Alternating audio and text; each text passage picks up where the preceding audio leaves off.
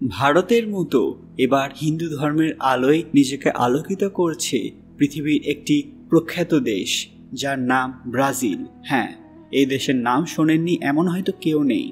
ব্রাজিলের মতো ফুটবল প্রেমী এবং ক্যাথলিক সংখ্যাগরিষ্ঠ দেশে আজ হিন্দু ধর্ম যে ধীরে ধীরে একটি শক্তিশালী সাংস্কৃতিক প্রভাব হিসেবে গড়ে উঠছে, তা একসময় কেউ কল্পনাও করতে পারত না।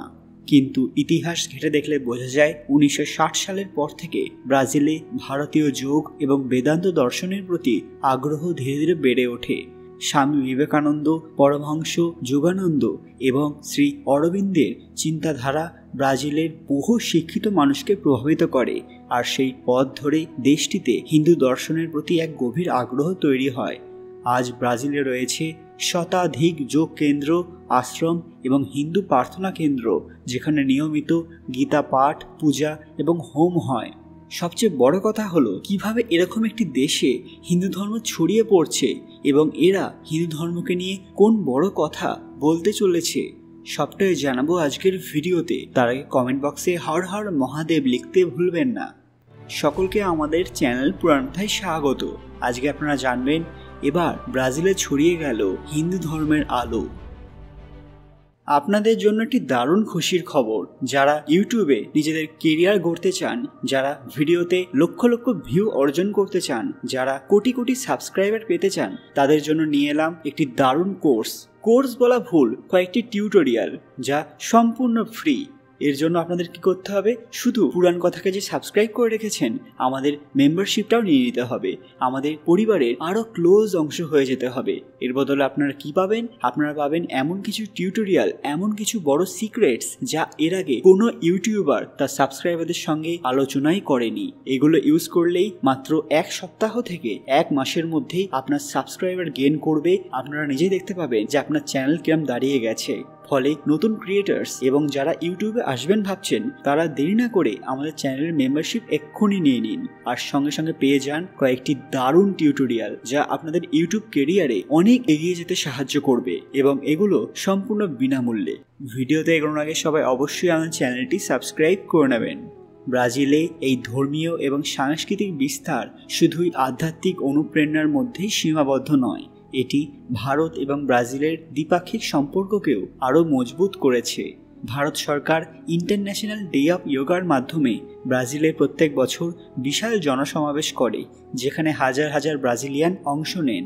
বর্তমানে রিও ডি জেনেইরো, সাও পাওলোতে বেশ কয়েকটি ইসকন মন্দির এবং রামকৃষ্ণ মঠের শাখা তৈরি হয়েছে, যেগুলো স্থানীয় ব্রাজিলিয়ানদের মধ্যে যথেষ্ট জনপ্রিয়।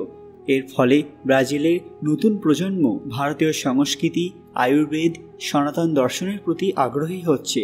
তবে এই বাড়ন্ত প্রভাবের মধ্যেও কিছু বাধা রয়েছে। ব্রাজিলের কিছু মৌলবাদী গোষ্ঠী এবং কট্টর খ্রিস্টান সংগঠন হিন্দু ধর্মের বিস্তারে সন্দেহের দৃষ্টিতে তাকায় এবং মাঝে মাঝে বিরোধিতা করে।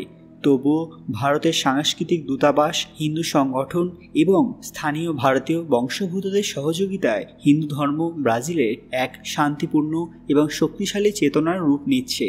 এই প্রক্রিয়া কেবল একটি ধর্মের বিস্তার নয়, বরং এটি একটি মনের মুক্তি, প্রকৃতি এবং মানবতার একতায় বিশ্বাস, যা আজকের ব্যস্ত এবং বিভাজিত পৃথিবীতে ব্রাজিলের মানুষকে এক নতুন ভরসা দিচ্ছে, যেখানে ধর্ম নয়, জীবন দর্শনই প্রধান।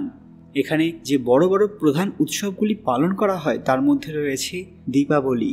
ব্রাজিলের বিভিন্ন শহরে, বিশেষ করে Sao Paulo, Rio de Janeiro এবং কুরিতিবাতে দীপাবলি খুব আনন্দের সঙ্গে পালন করা হয়।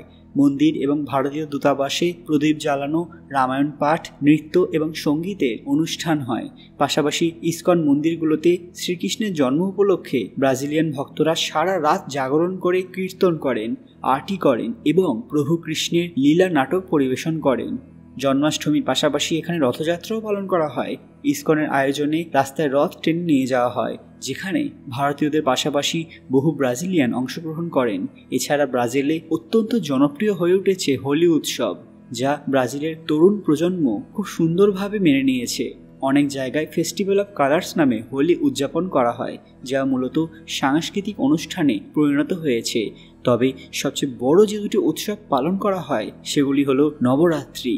কিছু গুজরাটি এবং বাঙালি ভারতীয় পরিবারের উদ্যোগে নবরাত্রি, গরবা এবং দুর্গাপূজা পালিত হয়। যদিও ছোট করে হয়, কিন্তু এই উৎসবগুলোর প্রতি মানুষের আগ্রহ বাড়ছে। পাশাপাশি রয়েছে গণেশ চতুর্থী। মুম্বাই প্রবাসী এবং মারাঠি কমিউনিটি ব্রাজিলে গণেশ প্রতিমা স্থাপন এবং বিসর্জনের মধ্যে দিয়ে গণেশ চতুর্থী পালন করে থাকেন। এই উৎসবগুলোর মধ্যে অনেকগুলি স্থানীয় ব্রাজিলিয়ানরাও উপভোগ করতে শুরু করেছে, কারণ এগুলোর মধ্যে আছে আনন্দ, সঙ্গীত, নৃত্য, আধ্যাত্মিকতা এবং সংস্কৃতির মিলন, যা তাদের কাছে খুবই আকর্ষণীয়। এইভাবে হিন্দু ধর্ম ব্রাজিলে শুধুই প্রার্থনার মধ্যে সীমাবদ্ধ না থেকে এক সাংস্কৃতিক আন্দোলনের রূপ নিচ্ছে। ভারত এবং ব্রাজিলের ভালো সম্পর্ক হিন্দু ধর্মের বিস্তার এবং গ্রহণযোগ্যতাকে ব্রাজিলে অনেকটাই প্রভাবিত করেছে। দুই দেশের মধ্যে গত এক দশকে অর্থনৈতিক, রাজনৈতিক এবং সাংস্কৃতিক বন্ধন অনেক গভীর হয়েছে, যার ফলে ভারতীয় সংস্কৃতি, বিশেষত হিন্দু দর্শন এবং আধ্যাত্মিকতা ব্রাজিলের সাধারণ মানুষের কাছে আগের চেয়ে বেশি গ্রহণযোগ্য এবং আকর্ষণীয় হয়ে উঠেছে। ভারত ব্রাজিলকে শুধু একটি বাণিজ্যিক অংশীদার হিসেবে নয়, বরং গ্লোবাল সাউথের অংশীদার হিসেবে দেখছে।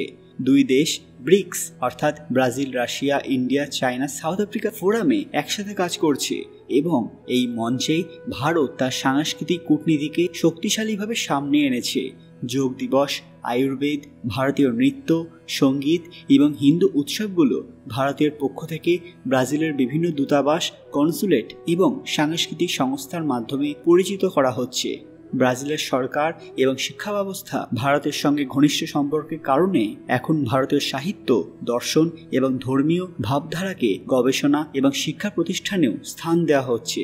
যেমন কিছু বিশ্ববিদ্যালয়ে এখন সংস্কৃত, গীতাপাঠ এবং ভারতীয় দর্শন পড়ানো হয়। ব্রাজিলিয়ানরাও ভারতীয়দের প্রতি সহনশীল এবং শান্তিপূর্ণ এবং প্রকৃতি নির্ভর ধর্মীয় রীতিনীতি থেকে অনুপ্রাণিত হচ্ছে, যা তাদের আধুনিক জীবনধারার সাথে মানিয়ে নিতে সাহায্য করছে।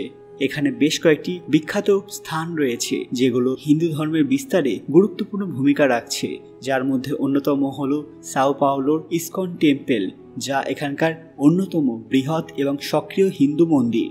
প্রতিদিন বহু মানুষ এখানে ভগবান শ্রীকৃষ্ণের পূজায় অংশ নেন, কীর্তন করেন এবং প্রসাদ বিতরণও করা হয়। পাশাপাশি গীতা পাঠ হয়। এছাড়া রয়েছে রিও ডে জেনেইরোতে শিবশক্তি মন্দির। এই মন্দিরটি শিব এবং শক্তির উপাসনাকে কেন্দ্র করে গড়ে উঠেছে এবং স্থানীয় ব্রাজিলিয়ানদের মধ্যে তন্ত্র, যোগ এবং ভক্তিপথের ভাবধারাকে ছড়িয়ে দিচ্ছে। এছাড়া রয়েছে রামকৃষ্ণ বেদান্ত সেন্টার, পাশাপাশি রয়েছে শ্রী গণেশ মন্দির এবং শ্রী প্রেম বাবা আশ্রম। এই মন্দিরগুলো শুধুই পুজোর স্থান নয়, বরং ভারতীয় সংস্কৃতি এবং হিন্দু ধর্মের শান্তিপূর্ণ সার্বজনীন বার্তা ছড়িয়ে দেওয়ার প্রাণ কেন্দ্র। বন্ধুরা, আজকের ভিডিওটি আপনাদের কেমন লাগলো? ভালো লাগলে অবশ্যই লাইক করবেন এবং শেয়ার করে সবাইকে দেখার সুযোগ করে দেবেন। কমেন্ট বক্সে ভক্তির সঙ্গে হর হর মহাদেব লিখতে ভুলবেন না। খুব তাড়াতাড়ি ফিরে আসবো একটি দরকারি ভিডিও নিয়ে। ততক্ষণ আপনারা এই ভিডিওগুলো দেখতে পারেন। ধন্যবাদ।